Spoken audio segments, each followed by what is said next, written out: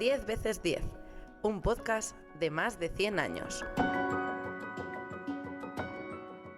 La esperanza de vida en España ha crecido 2,6 años desde 2006 y se sitúa en los 82,2 años de media. Las mujeres casi viven hasta los 85, 5 años más de promedio respecto a los hombres. Pero en ocasiones esa edad se amplía. De hecho, casi 17.000 personas en España son centenarias y como consecuencia de los avances médicos o el estilo de vida, los expertos auguran un crecimiento de quienes llegan a los 100 años. Y un dato, se espera que en 2050 haya casi 100.000 personas centenarias en España. Con 10 veces 10, con este podcast, nos hemos propuesto contar la historia de los últimos 100 años en España a través de aquellas personas centenarias o próximas a llegar a los 100 años de vida. Gente que ha dedicado su vida a diferentes tareas y procedentes de toda España. Personas que han vivido una guerra, una posguerra, una transición y una democracia y que sin ellas no seríamos lo que somos hoy. Nos hemos trasladado a la residencia Colegio San Ignacio, un edificio que la Compañía de Jesús levantó en Alcalá de Henares, en Madrid, en 1953, y en el que se cuida de la salud de una comunidad formada por poco más de 50 jesuitas ya retirados. En la tercera planta de este edificio se encuentra la enfermería, y es aquí donde vive el hermano Frutos, un religioso que está a punto de cumplir 102 años. Nació en 1923 en el pueblo marinero asturiano de Ortigueira. Vivió su infancia y su juventud en la provincia de Sevilla y, entre otras cosas, su padre fue carabinero y él guardia civil antes de enrolarse en la Compañía de Jesús. Y es aquí, en la Compañía de Jesús, en la que lleva 76 años como jesuita. Buenos días, Juan Manuel. Hola, Maite, ¿cómo estás? Bien. ¿Cómo estás? Bien. A la sala donde haremos la entrevista llega Maite Molinillo, una auxiliar de enfermería que lleva atendiendo al hermano Frutos durante varios años. Le conoce muy bien porque ha compartido vivencias con él durante más de una década. El hermano Frutos es el más mayor de la casa, tiene 101 años y está estupendamente, vamos, o sea, es una persona con mucho carácter, está muy bien de la cabeza. Por lo que nos cuenta, ha pasado por mucho, ha hecho un poco de todo y es como que él está en la silla de ruedas, pero va a lo suyo, o sea, es como que llama a otros para que le lleven donde él quiera, es muy... Oye, me llevas a tal, pero no nos lo dice a nosotros, sino que se lo dice a los demás. es de ese tipo, es como luego tienes que... No hagas esto, hombre, que es una persona que se puede caer, que no... Tienes que estar siempre así con él. Habrá vivido la guerra, supongo yo, porque no me lo ha dicho, ha sido guardia civil antes de entrar en la casa y luego que ha estado muchos años en Italia, que era como el chofer de alguno de allí, que me cuenta que lo llevaba con el coche para un lado y para el otro. Bueno, Frutos. Ya te presento, Manuel. Buenos días, encantado de conocerle. Mira qué fresco viene, Sí, hombre sí. recio. ¿No Sí, tienes sí, frío? sí. ¿No tienes frío? Un hombre de Asturias, ¿no? De Asturias. Nacimiento, sí. Un nombre asturiano, pero de mundo. Porque he visto que ha estado en un montón de sitios. ¿Dónde colocamos? Por aquí, por aquí. ¿Ahí? Sí. Venga. Hermano Frutos, ¿no? Sí, ¿Qué diferencia hay entre hermano y padre en los jesuitas? falta el sacerdocio. Ujú. El hermano no es sacerdote, No puede, no dar puede misa. celebrar misa. No, porque no es sacerdote. Ujú. Es un requisito necesario, ¿no? Ujú. Sí. En diciembre cumplirá 102 años. ¿Cómo? En diciembre va a Sí. cumplir 102 años. ¿102? 102 ya. Caramba. Y yo le veo estupendamente y me dicen que está estupendamente. ¿Usted cómo se nota con 102 años?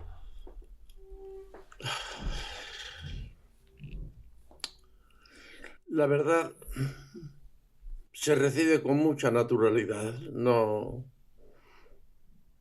Algo que viene porque tiene que venir y porque Dios ha dispuesto así. Y no ni impresiona, ni vamos a dar voces por ahí diciendo que tenemos... No se siente ninguna cosa particular. Se acepta, vemos que ahí está y bienvenido. Nada. Aquí le Sí. cuidan bien, ¿verdad? Aquí somos todos iguales en el sentido de aceptación, de medios, depende después de la función que cada uno tenga, ¿no? El cocinero pues hace de cocinero. Eso siempre fue en las órdenes antiguas religiosas, siempre hubo algo así, ¿no? Siempre fue así. No hubo, gracias a Dios, un gran sentido de la humildad y de la aceptación de la providencia, de lo que la existencia nos va dando. No me glorío de... La tentación puede existir, sí, de gloriarse uno en esto, en aquello, ¿no? En lo que... Y yo también puedo caer y caeré en esas, qué sé yo, lo que he pasado acá o allá, pero no es un gloriarse absurdo, ¿no? ¿Se refiere a echar de menos lo que ha hecho o a... Echar de menos, hay cosas que puede que sí, hay otras que se detestan, porque son cosas que han ocurrido porque las circunstancias nos puso en aquellas circunstancias, perdone, Ujú. y hicimos lo que no había que hacer. He estado donde había guerra, he sufrido la presión, la presión, digamos, de los Phantoms, los aviones americanos. O sea, en el Vietnam, por ejemplo, pues allí teníamos guerra. Sí. Y yo tenía que ir, he ido varias veces a Saigón y claro, pues las carreteras eran muy peligrosas por los Vietcong y las dificultades increíbles porque te encuentras un puente que cuando iba estaba en pie, cuando vuelves está, no digo roto así, así, y tienes que pasar por allí como puedes, si puedes. Y cuando no se puede, pues por ejemplo, en algún caso, un señor que estaba con su camioneta en un lado y tenía que ir al otro, y nosotros nos encontrábamos en la posición contraria, pues nos hemos cambiado las camionetas para poder continuar, porque... Usted ha vivido la guerra en España entonces y en otros países. He vivido la guerra la guerra de España, caramba, el año 30 y vamos a ver si ahora podemos dar en el blanco un poco. En el año 39 fui yo a Navalmanzano, Segovia, con un tío mío que era comerciante, vivía solo. Y claro, pues ya ahí pues, hay una fecha, eso era el año 39, 40, 41, 40, y volví a mi pueblo, Andalucía, el 42, al final del 42. No, es decir, las cosas vienen y se aceptan como vienen. Porque usted fue guardia civil, según me han dicho, ¿no? Era guardia civil. Sí, claro que no usábamos el tricornio solo cuando íbamos de una parte a otra por obligación, porque ordinariamente, pues, qué sé yo me he ido una noche andando desde Jaraíz de la Vera, ¿lo conoce? Sí. de Jaraíz de la Vera a Garganta la Olla, con mi fusil preparado, pensando, si no me dan a la primera, hablaremos. Sí, no, las cosas estaban así, eran así. Y a pesar de eso, yo puedo decir que no me he encontrado en... Otros compañeros les ha tocado encontrarse en medio del encuentro a tiros, digamos. A mí no me ha tocado, ¿no? Porque yo me acuerdo que estaba en Garganta la Olla y me vine de Navalmoral de la Mata y yo le dije al sargento Mulero,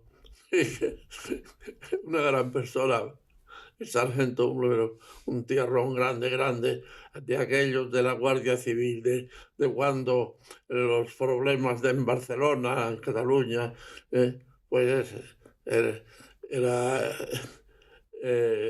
como he dicho, el sargento Mulero, era una buenísima persona, pero le tocaba hacer lo que tenía que hacer, lo que estaba mandado. Y por cierto, allí en Navalmoral de la Mata conocí yo un capitán, el capitán Novoa, que era una bellísima persona. Fue el que me mandó a mí a Villarreal de San Carlos.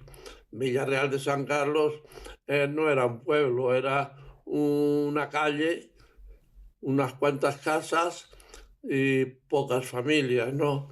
Y me mandó a mí allá, que era un buen sitio tranquilo, y allí estuve 2 o 3 años.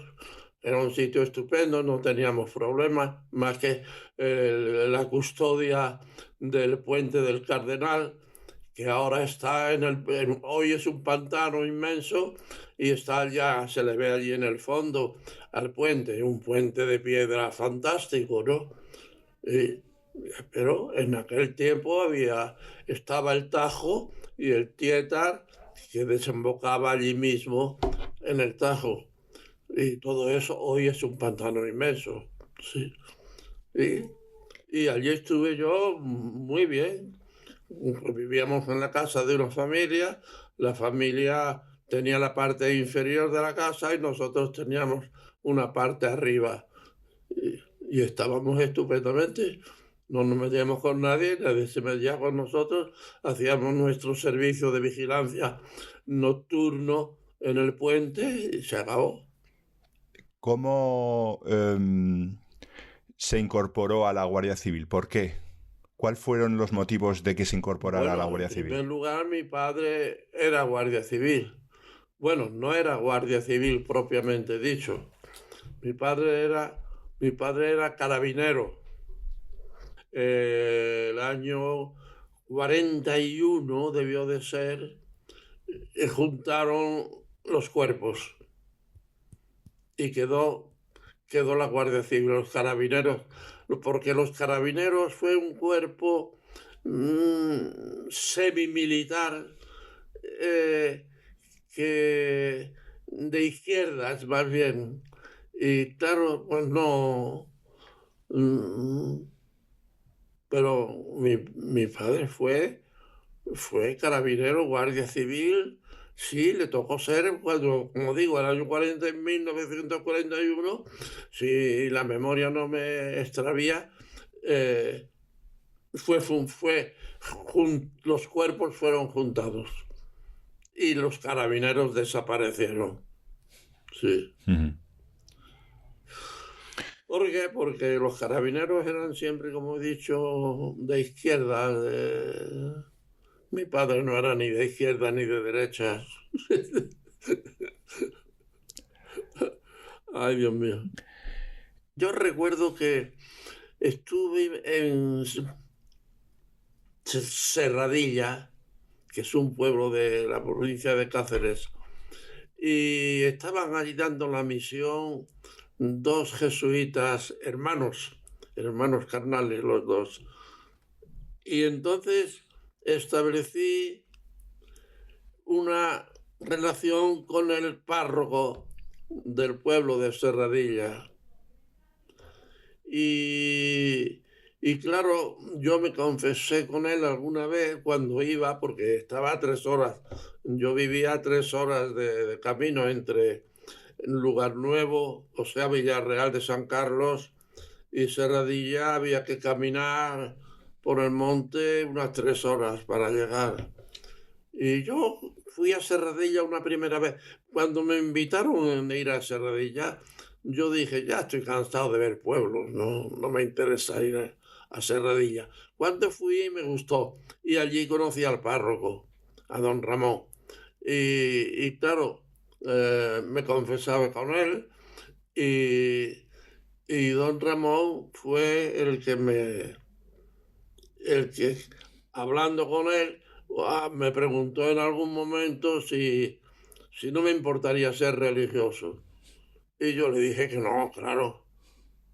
Pero después, dentro de mí, aquello cambió y le dije que sí.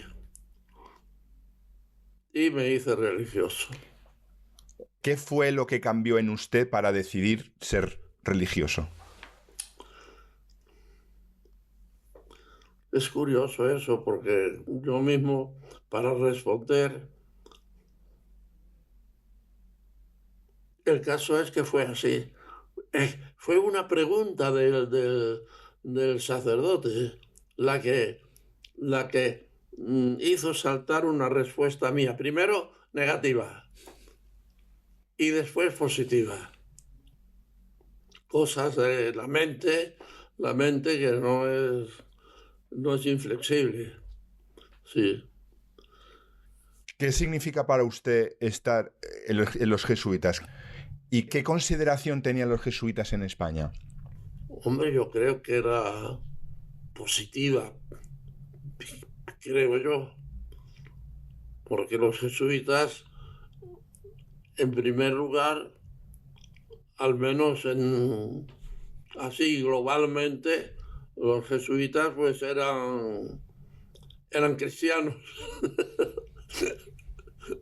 Sí, pero vamos, no sé, la verdad. Los jesuitas, o sea, la Compañía de Jesús, yo cuando el párroco me preguntó si quería ser religioso y dije que sí, claro, pues había que ir a un noviciado a probar. Y entonces fui al noviciado de Salamanca y allí fui a probar un poco. Y claro que fue muy duro para mí aquello, ¿eh? Aquello fue duro. El noviciado para mí fue muy duro porque yo, acostumbrado a andar por los montes, me cachis en la mar y encerrarte allí. Pero aguanté y hice los votos primeros y me mandaron como primer destino, me mandaron a León. Sí. Y después ya, pues, es toda una cadena. Sí. ¿Cómo recuerda aquellos años? Aquellos años de posguerra. O sea, usted estuvo en España hasta el año 49, que se fue a Roma, si no me equivoco. Usted estuvo... En el año 49, usted entró en Salamanca, en el noviciado.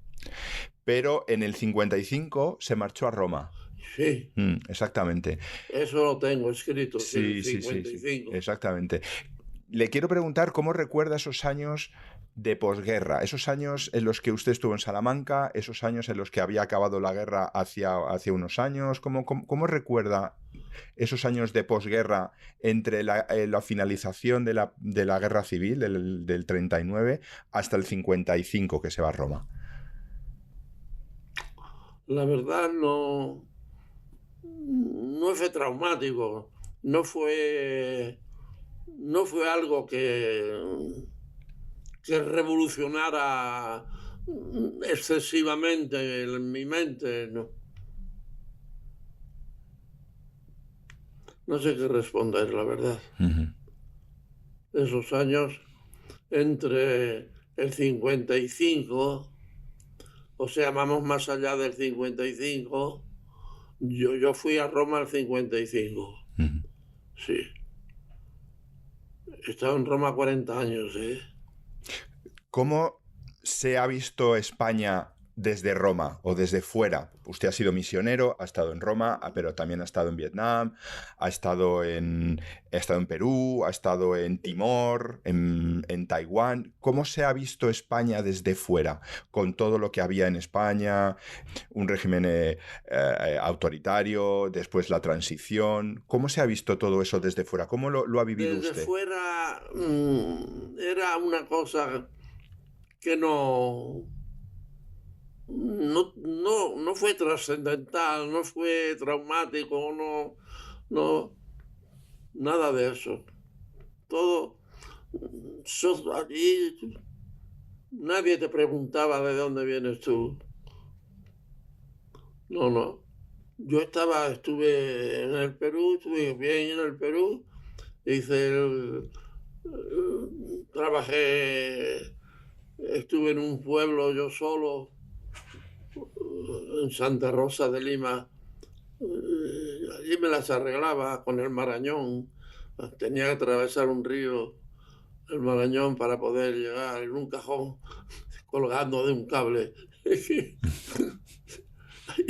Por ahí se hacen cosas que normalmente pues no, pero en Santa Rosa yo con la gente del pueblo muy bien, con las ratas peor, porque había ratas en la casa y me costó eliminarlas.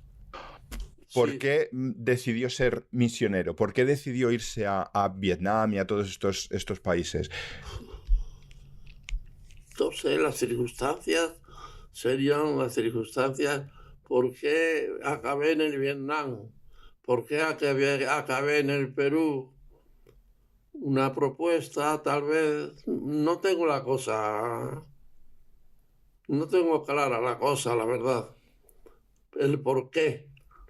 Pero el caso es que, claro, yo quisiera recordar los detalles de qué circunstancia concreta, pero no me sale. Pero fui como al Vietnam sí que recuerdo. Al Vietnam yo estaba en Formosa, no estuve mucho tiempo, y el provincial me dijo que había un hermano portugués, el hermano Ornelas se llamaba, había ido a Portugal, porque él estaba en la isla de Timor, Timor Oriental, en aquel momento era portugués. Y entonces el provincial me dijo que fuera a sustituir a este hermano portugués. Lo estuve sustituyendo un año hasta que volvió. Y cuando volvió, me preguntaba yo, ¿y a dónde me mandará ahora el provincial? Al provincial le llamábamos, yo no, el Santo Madero. Era una bella persona, pero se ve que no sé por qué le pusieron el Santo Madero, que vivía en Saigón.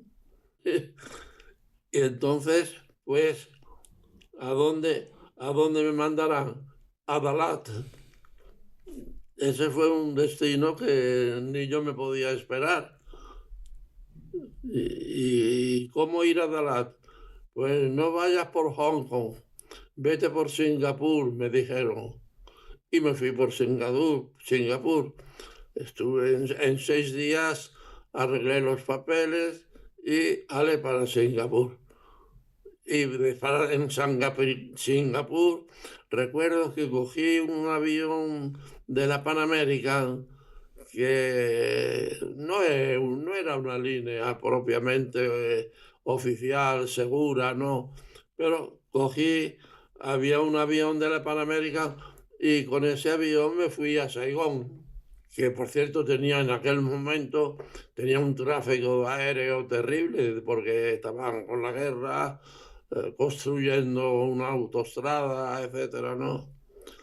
Veo que esto lo recuerda muy bien. ¿Recuerda cómo fue su infancia? ¿Cómo fue? Su infancia.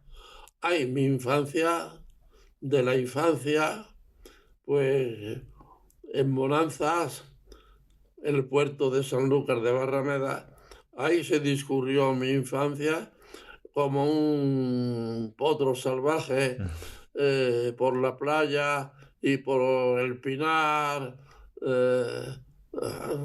Porque usted nació en Asturias. Yo nací en Asturias, sí. Y estaba, donde dice, por cuestiones de trabajo de su padre. Porque mi padre era carabinero. Claro. Y le destinaron Por ello yo he pensado que quizá mi padre pidió Sevilla. Y claro, en Sevilla entraba Bonanza, Sanlúcar, Sanlúcar pertenecía a Cádiz, Sanlúcar. Bonanza, que era el puerto de Sanlúcar, pertenecía todo a Sevilla, todo. El tráfico de los barcos, el control. Cádiz, ni fu ni fa. Solamente cuando un barco aparecía a la vista de Chipiona, pues cuando aparecía un barco, entonces Chipiona comunicaba a Sanlúcar, bueno, Bonanza, que era el puerto, en aquel tiempo estaba pues 3 kilómetros separados, sí. Y esos barcos, mi padre le tocaba ir en ellos como control para el contrabando, etcétera, ¿no? Y digo, mi padre y a otros iban por parejas. Estaban varias parejas y cuando venía un barco, si el barco venía de cabotaje, que se decía entonces no llevaba pareja. Cabotaje, es decir, los puertos de la península solo. Ahora, si tocaba Marruecos o alguna otra sede, entonces sí, iba pareja de carabineros, que se decía. Sí. ¿Cómo vivió la guerra? No sé si la vivió en Asturias, la vivió en Sevilla. La guerra la viví en Bonanza, Sanlúcar, pero una pequeña parte, el final, lo viví en Segovia, en Navalmanzano. El final de la guerra estaba yo en Navalmanzano con un tío mío que tenía un comercio. Y recuerdo pues el desfile famoso de la Victoria, y un tío mío, Agustín, pues murió por efectos de la guerra, es decir, de una bala explosiva en el vientre, y curó, pero al final eso fue la causa de la muerte, sí. ¿Cómo recuerda la guerra siendo niño? Porque claro, guerra, en esa época tendría 12 años a lo mejor, ¿no? Una cosa así. pues se acepta con mucha naturalidad, porque como si fuera una cosa que tenía que venir. Después recuerdo que debió de acabar, la guerra acabó al inicio de abril, me parece, o por ahí. Me ha parecido, ¿eh? Sí. Por lo demás, natural. Se acepta todo. ¿Su padre estuvo en la guerra? Mi padre no. No. Mi padre estaba de servicio entre Sevilla y Sanlúcar de Barrameda. Bueno, Sanlúcar no contaba nada. Era el puerto el que contaba. Sí. Sanlúcar no contaba nada. Apenas como he dicho, Chipiona era la que comunicaba cuando un barco se avecinaba. Y eso después se escribía en la pizarra que era visible del exterior. Cuando un barco salía de Sevilla para volver a alta mar, cuando era lo contrario, todo eso se escribía en una pizarra y tenía un sistema de teléfono muy original, muy carrasposo. Sí, sonaba y caía una hoja metálica como caía, y eso era el aviso de que había que responder y comunicar. Y cuando pasaba entre Sevilla y Bonanza, sí, había teléfonos, había varios teléfonos. La Horcada era uno, los otros se me han olvidado. Había varios. Y cuando un barco pasaba, tanto si subía como si bajaba, comunicaban a Bonanza. Sí, el paso del barco venía comunicado, porque un barco, si era de, qué sé yo, unas 8.000 toneladas, ya tenía peligro de embarrancar. En cualquier curva del río podía embarrancar, sí. ¿Qué fue lo que más le impactó de los años de la guerra? Nos divertíamos mucho los chiquillos. No reflexionábamos sobre... No teníamos madurez suficiente para una reflexión serena que haga un juicio. No. Allí hubo tiroteo porque lo oyeron los oídos, tiroteo en el Pinar, algunos que huían, etcétera, ¿no? En aquellos primeros días. Después todo se calmó y ya está. Y ya lo único que se hacía era cuando las tropas franquistas, digamos, conquistaban una ciudad, pues se celebraba y nosotros íbamos todos en grupo a Sanlúcar desde Bonanza al ayuntamiento, y el alcalde salía allí a hablarnos. Sí. No, era todo. ¿No pasaron hambre, no pasaron penalidades? Bueno, eso ya es otro discurso.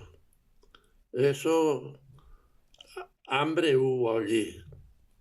Allí hubo hambre en Sanlúcar y lo habría en toda la región. Ya lo creo.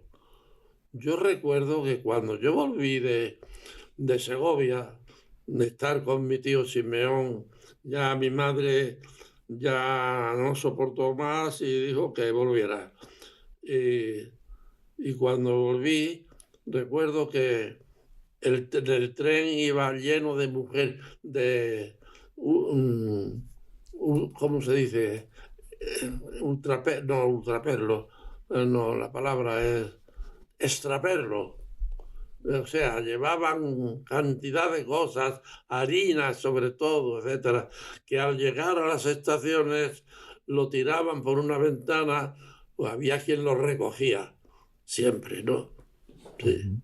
Y así yo presencié una llegada del tren a Sanlúcar, a Bonanza, más bien, y que un cuñado mío salió y cogió algo que habían tirado para él. Y estaba allí el consumista, que se decía, el de los impuestos de consumo, y dice, eso al consumo. Y dice, ya hablaremos. Le pagaría alguna cosa a algún chato de Manzanilla. No, mamma mía. ¿Y de su madre? ¿Qué recuerda? De mi madre, como cuando yo estaba en Segovia, con ese tío mío me llamó mi madre, que volviera. Y precisamente mi tío dice, pero ¿por qué te ha llamado? Porque mi tío, claro, sentía que yo me fuera. Y, y yo dije, pues no sé, me ha dicho que vuelva, y es que ella estaba mal y murió enseguida. Ella fue ama de casa, ella no se dedicaba a nada, ella... No, mi madre no. Mi madre tenía 6 hijos. Una mujer con 4, 5, 6 hijos ya tiene que hacer ya. Mamá mía. ¿Su madre o su padre eran religiosos? Mi madre no. Yo no recuerdo a mi madre allí que fuera a la parroquia. Mi padre sí, porque también es verdad que en aquel tiempo, era el tiempo franquista, pues iba mucha gente a la misa que anteriormente pues no iban. Pero en aquel momento, es decir, en aquellos años más, iba bastante gente a misa, sí, a la parroquia. Y yo, como era un niño, era flecha y claro, tenía que hacer el desfile. Es decir, desfilar con la camisa azul, según la costumbre, y yo era ¿cómo se dice? El que iba delante, el cabo gastador, era yo. El cabo gastador se Sí. refiere a que aquí iba con la camisa azul y iba el primero en el desfile con algo, una bandera, con algo. Yo no recuerdo de bandera, pero era seguro. Y después en la iglesia estábamos en el presbiterio y yo era el primero que tenía que dar la orden de ponerse de rodillas, etcétera, ¿no? Fui cabo gastadores, que no es poco. ¿Eso qué significa? ¿Cabo gastadores? ¿Qué significa? El primero, el que va adelante. Uh-huh. Sí. Y como había en aquel momento, era un momento de fervor religioso, muchas personas, pues sí, en el presbiterio, ¿sabes? Damos un salto. Ha estado 40 años en Roma. O Sí. bueno, muchos años ha estado en Roma. 40. Sí. En el año 75, usted estaba en la Pontificia Universidad Gregoriana. Es posible, sí. Con Pablo VI como papa. Y usted era sotoministro. Yo era el amo del Frascara. ¿Eso qué significa? Que la Gregoriana, la casa central está aquí, y a la izquierda, no, a la derecha de la casa central, hay un palacio, el Palazzo Frascara. El de la izquierda es el bíblico. Y claro, yo fui el amo del Frascara. Uh-huh. Así decían algunos. ¿Por qué? Porque yo era el que mandaba en el Frascara y se acabó. Allí no había ningún superior. No es verdad. Eso no es que lo inventé yo. No. Pero hice una gran labor en el Frascara, ayudado de un italiano, Benedetto, de Roiate, el pueblo de Roiate. Ese fue para mí allí Cuando llegamos había ratas y todo eso se limpió y el sótano se llegó a hacer para despachos. Una labor como yo cuando me meto. Sí. ¿Ha sido muy, muy duro a lo largo de su vida? Más bien sí. Sí. Yo creo que sí, que más bien he sido exigente. Sí. En el año 75, España empezó la transición. 75. En el año 75. Y usted estaba en Roma. ¿Cómo se veía España desde Roma y todo lo que estaba pasando, todo lo que, bueno, pues todo el cambio político, el régimen se termina, empieza unos pasos hacia que nos llevarían hacia la democracia. ¿Cómo se vivió eso en Roma? Pues no lo tengo presente yo eso. En Roma eso, yo creo que se vivió con mucha naturalidad. Yo creo eso. No, o es porque los que estábamos enfrascados mira el Palazzo Frascara, enfrascados, los que estábamos metidos hasta las narices en nuestros deberes, eso no. Yo tuve buenos amigos italianos. Muchos no, pero algunos sí. Algunos tuve, ya lo creo. Uno porque él estaba en el bíblico como empleado y después, claro, después ya dejó, se casó, etcétera, y teníamos mucha amistad de familia, de tal manera que mi familia estuvieron en Roma y cuando estuvieron en Roma estuvieron alojados en la casa de estas personas. Sí, sí. ¿Qué cree usted que ha cambiado más en España en estos 100 años que ha vivido usted? ¿Qué es lo que más siente que ha cambiado? Sí, ha cambiado la gente, ha cambiado la manera en que se ve la vida, ha cambiado... ¿Qué es lo que ha cambiado?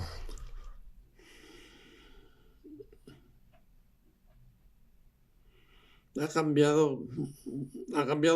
cambiado muchas cosas porque las circunstancias de España cambiaron con Franco. Pero no puedo establecer cosas concretas.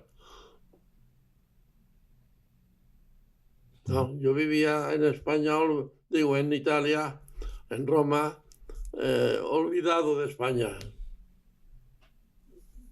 Y venía a España alguna vez, pero nada más de que eso. ¿Y la Compañía de Jesús cómo cree que ha cambiado? Esa es una palabra, una propuesta difícil. La Compañía de Jesús.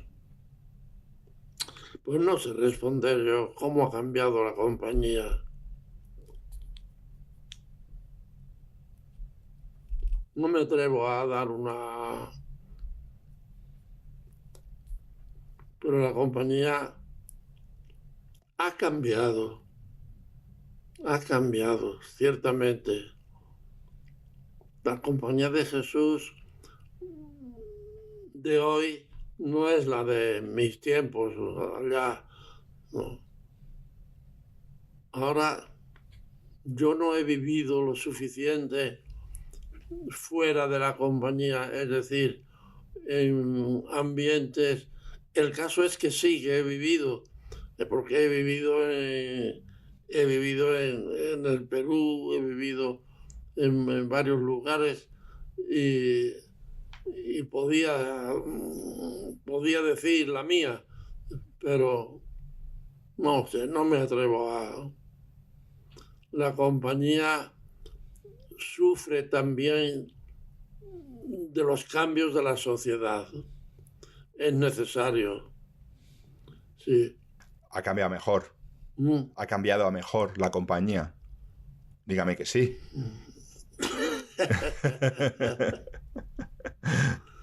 La compañía cambia continuamente, más bien. Cambia, pero muchas veces depende del superior. Un superior tiene un estilo y otro tiene otro. Si tuviera que resumir sus casi 102 años de vida con una frase, que defina cómo ha pasado por esta vida, ¿cuál sería? Cuando ya uno está dentro de... es como una corriente marina que te lleva sin que tú tengas que nadar. Mi vida ha sido llena de novedades, de destinos. Una vez te manda para acá, otra vez te mandan para allá. Eso pues, depende de visión. Ya, al final acabas en el tercer piso y te ríes. ¿Qué vas a hacer? Pero aquí en la residencia se vive bien, ¿no? ¿Eh? Le cuidan bien en la residencia. Hombre, sí, claro. Sí. No. Eso, la compañía nos trata, pues, como nos debe tratar, como podíamos esperar ser tratados bien, porque todos somos compañía, y si hoy yo paso por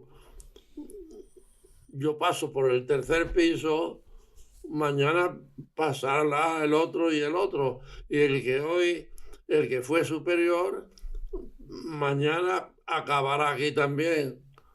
Y ahora me ha venido la memoria del padre Quique. Pues el padre Quique fue superior aquí y yo me entendía con él muy bien, pero pues dejó de ser superior. Está en Madrid. Viene alguna vez, no muchas veces. Viene, sí. Hermano Frutos, ¿cómo afronta lo que viene o lo que tiene que venir, que es lo inevitable? Bueno, el futuro no es presente. No hay problema. Yo no veo el futuro como una amenaza o como el cuco. No, se aceptan las cosas como llegan, como vienen. Nos gustarán más o menos, lo aceptaremos de mejor o peor gana, pero se acepta porque es la voluntad de Dios. Para nosotros es la voluntad de Dios. Sí. ¿Y cómo cree que será juzgado? Según la misericordia de Dios. Ahí no cabe, solamente cabe la misericordia, la bondad, la compasión de nuestras debilidades, de nuestras miserias. No, ahí está. Muy bien. Hermano Frutos, le agradezco muchísimo que nos haya acompañado en este paseo por la memoria, por su memoria, por la de los acontecimientos que ha vivido a lo largo de un siglo, y yo le veo muy bien, y ojalá podamos encontrarnos pronto de nuevo. Muchas gracias. Mil gracias. Igualmente.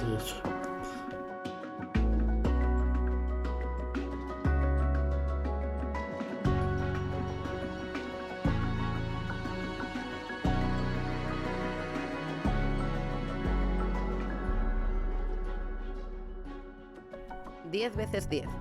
Idea, producción, guión y montaje, Juan Manuel Daganzo. Síguenos en 10veces10.es y en redes sociales.